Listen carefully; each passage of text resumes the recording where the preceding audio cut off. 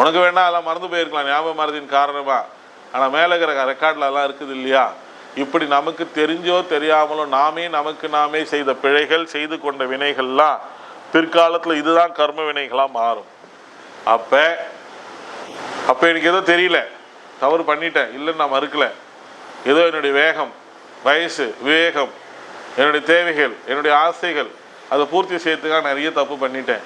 ஆனால் இனி ஒரு காலம் இது போன்ற பிழைகளை நான் செய்யேன் என்று எப்போ சத்திய பிரமாணம் சங்கல்பம் ஏற்று நம்ம வாழ ஆரம்பிக்கிறோமோ அந்த நிமிஷத்துலேருந்து நம்மளுடைய ஊழ்வினைகள் அழிகின்றன. இவைகளும் ஒரு காரணம். நாம் நிம்மதியற்றதாக வருது. நிம்மதி எங்கேருந்து கிடைக்கும் தெரியுமா? எவன் ஒருத்தனுக்கு இந்த மாதிரி ஊழ்வினையே இல்லையா அவனுக்கு தான் நிம்மதி கிடைக்கும். பணம் காசு நிறைய வச்சுட்டு இருப்பான் இல்லையா, சொத்து பத்து நிறைய இருக்கும். ஆனால் அவன் மனசாட்சின்னு சொல்லுவோம் நம்ம.